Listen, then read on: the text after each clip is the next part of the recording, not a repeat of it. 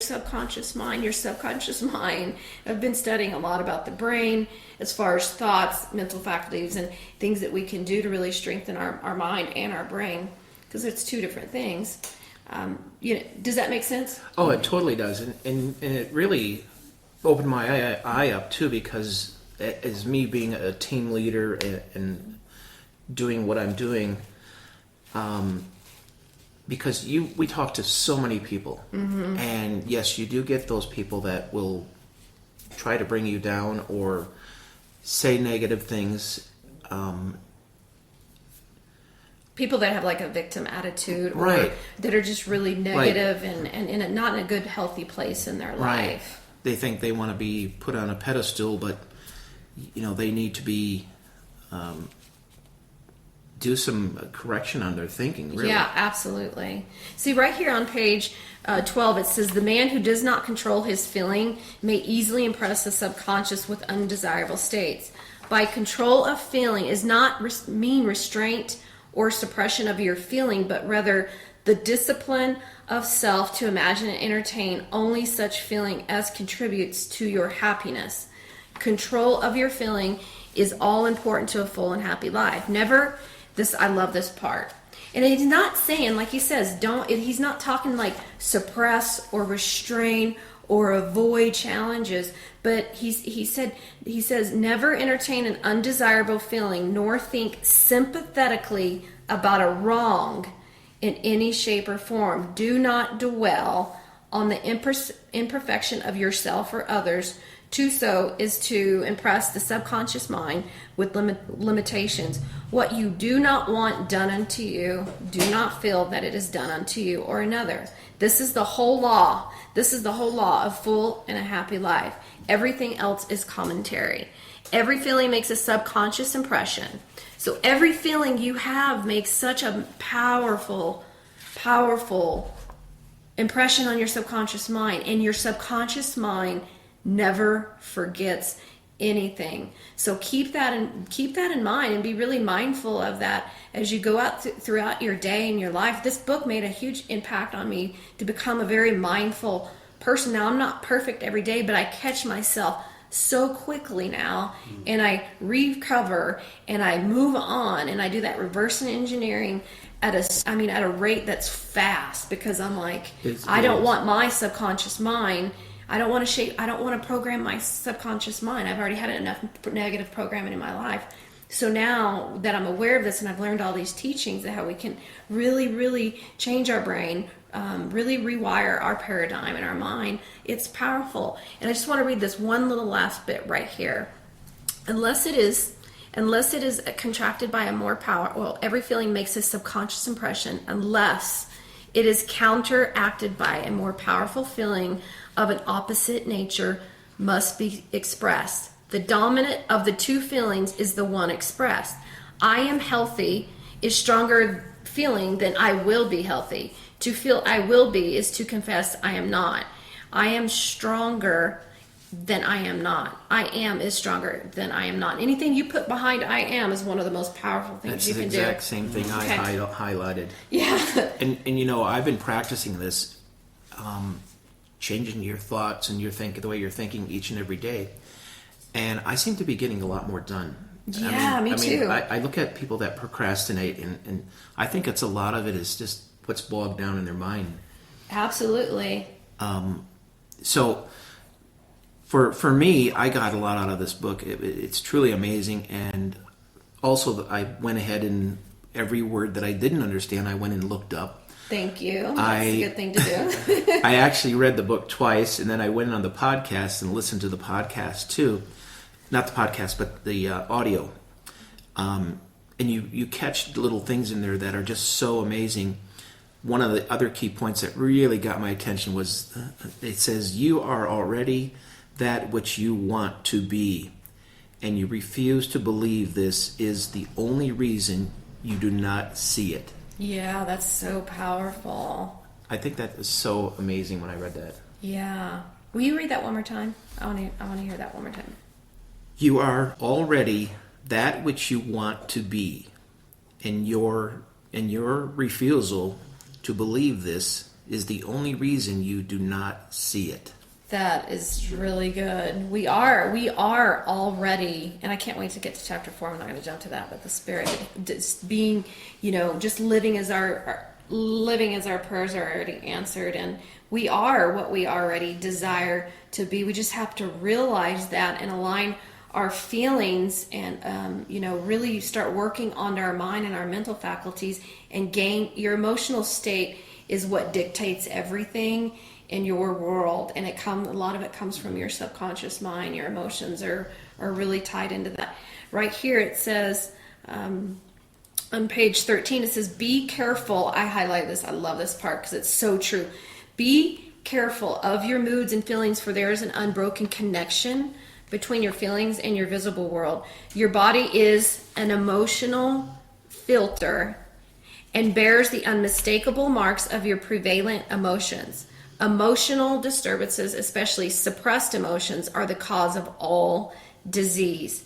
To feel intensely about a wrong without voicing or expressing that feeling is the beginning of a disease in both body and environment. Do not entertain feeling of regret or failure for frustration or detachment from your objective results in disease. I absolutely love that part. And, I've read so much about how our emotions, I've read a book called Molecules of Emotions, and there are literally things in our negative emotions that can make us sick, can cause cancer, can really cause a lot of health issues in our body. How many times have you heard this, that, you're talking to somebody, you're getting down, and all of a sudden you hear somebody say, well, you're going to get ulcers. How many times have you heard that? Yes, it is the way you think, and just clearing your mind, just focusing on something different than if something's really bothering you. Mm-hmm. I know a lot of people that have had ulcers from stress, and my own 4 years ago, when I was going through a lot of stress and dark times with people getting sick and almost losing my twin brother, and having to take care of my sweet little nephew that was just really heartbroken through stress himself. That caused a lot of stress in me, and I felt sick, because of my emotions and my feelings. And thank God they're doing amazing now, and I'm so grateful for that. So some of these things that I just read, Dustin, how do you, what's your reflection on those? And I know that you can relate to a lot of this because of your story and what you've been through. Well, I think... And how you've worked on your mind.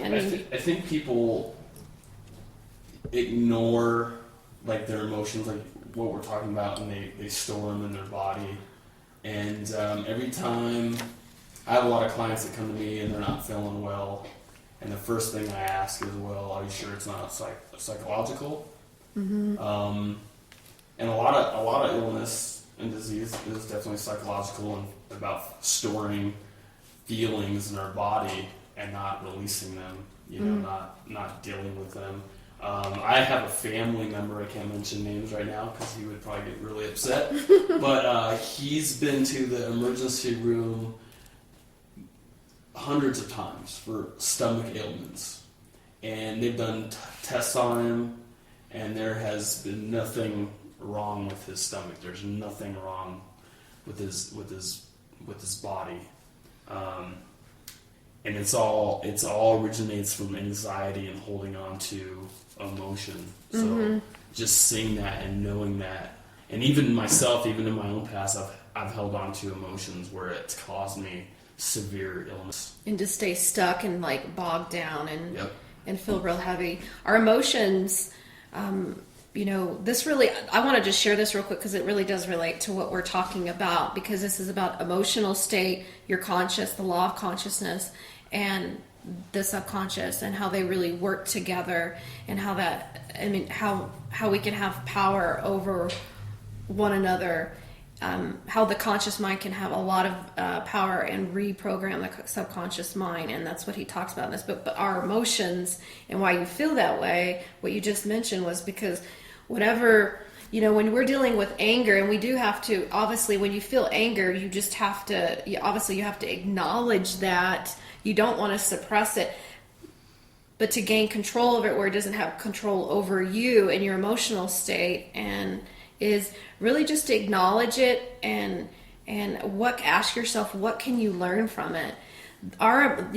Those type of emotions have a vibration, they have an energy that really make us more unconscious. So anger, on like an energy scale and a vibration scale, it really vibrates at a very low level. So you can see, if you can make a correlation between what I'm saying in this book and emotions, is that it really, and I could go into that more in other podcasts, is when you have a negative emotion, it really, that low energy can really make you tired, it can make you sick, and it really has a big effect over the body and the immune system and the way our brain functions. So anger will make you, it can actually dumb down your brain. It can short circuit it. So when you short circuit your brain, you short circuit your body. When you short circuit your body, you get sick. Things don't function, like your blood flow you can't release toxins. When you have trapped emotions, you can't. I read something, I guess it was like 3 months ago. When you have trapped emotions, you can't. It keeps you from even releasing toxins. It keeps you when people say you're toxic, not from what you just put in your body, but emotions can make you toxic. So just think, we're talking about the law of consciousness and its operations, and how the conscious and the subconscious work together. Just think, if you're having all those negative emotions, how it can have a lot of power and make you feel so bogged down and not focused, distracted, and people wonder, we live in that type of a society, so you have to make a strong effort to do these type of teachings and use these type of tools. Speaking of tools, what type of tools do we use to release these emotions in a positive way? I think a lot of people, a lot of listeners probably are like, well, I don't want to go just dump all my negative emotions onto somebody and just vent, because that's not really good either. So how does one release the negative emotions and make a positive turnaround? So Toby, before you answer that, when he's talking about tools, and I know that there's a lot of people out there that can prevent this sicknesses, emotions, depression, and you look at people that are just going out there and they're on medication. They could prevent that by just taking the right tools and focusing on changing your mindset. What tools? I'll go into the tools that I really encourage everybody to do and use, and what I've used and what really, really works, and it's free. It's free. What tools do you use? What has helped you overcome some of the challenges in your life and to release emotions and again and become more conscious, relating to this book and what you've learned? Like, I know you see the correlation and how it all works together, because he does talk about emotional state, and I'll read some more that I highlighted, but what do you use right now? I use right now, to really get me focused, I do a lot of meditating that I really haven't been doing in the past. But I also read a lot of scripture. I know that there is something there when you have that faith, and then you're pushing forward and knowing that there is something amazing going to happen in your life. I also use different motivational seminars I'll go to. I'll read. I love Les Brown. I like him too. The guy's so motivated. But and just do you journal? Do you write? Yes. Does that help you? Oh my gosh, journaling. You run too. Running. You exercise. Jogging, you take good care of yourself. And just going on a hike or climbing a mountain, it just clears your mind and you're focusing. We always say, the higher you climb, the more you can see. But there's many mountains to climb. There's many things to explore, and I'm finding that once you clear all that junk out of your mind, you can just do amazing things. Yeah. And procrastination, I used to be a procrastinator. Me too. And it's amazing when you clean your mind out and you start focusing. on the positive things instead of the negative things, that you can get a lot done. Yeah, you've got a great story. You've got really helpful